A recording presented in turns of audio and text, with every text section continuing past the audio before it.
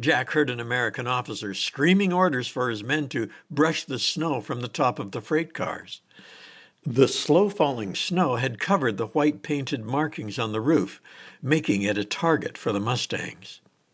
The P-51 was coming back around. Jack acted on his own volition. Forgetting about his own safety, Jack jumped from the trestle and ran toward the train. Since he was dressed in civilian clothes, he reached the car unimpeded. By sheer miracle, he spotted a broom, probably discarded by a frightened railway worker. He scooped it up, scrambled up the ladder of the nearest boxcar, and frantically started to brush the snow from the carriage's roof. But he didn't find what he was looking for. 3 all-important white letters proclaiming to the planes that these cars contained Allied POWs. "Oh, God," he thought, "please let there be letters on one of these cars." Undaunted, he kept sweeping. Nothing. When the firing started again, it wasn't cannon fire from the P-51s. Rather, it originated from down below.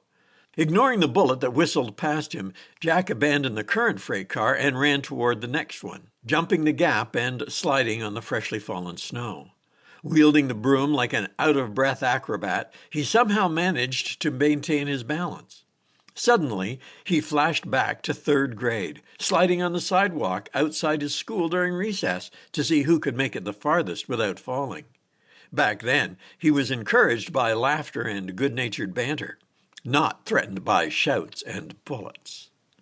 He stopped and spotted a trace of white paint near his shoe. He attacked the snow with a broom, working up a fury that would have made any seasoned janitor proud, just as one of the Mustangs was lining up again.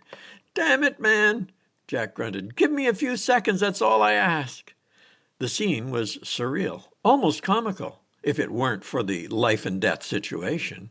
Here he was, a captain in the U.S. Air Force, attired in civvies, madly sweeping the snow away while facing off against a rapidly advancing killing machine, piloted by a young man, probably no older than 25, flying the colors of home.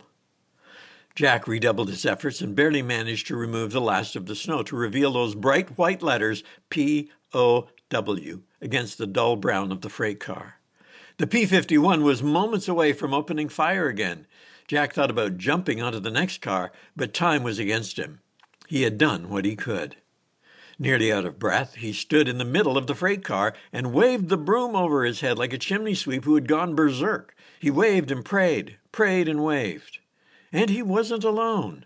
Down below, a mass of uniformed men, huddled together and unified in purpose and prayer, stared in terror at the advancing fighter, pitting their hopes on one man, an unknown man, one wielding not a weapon but an ordinary broom.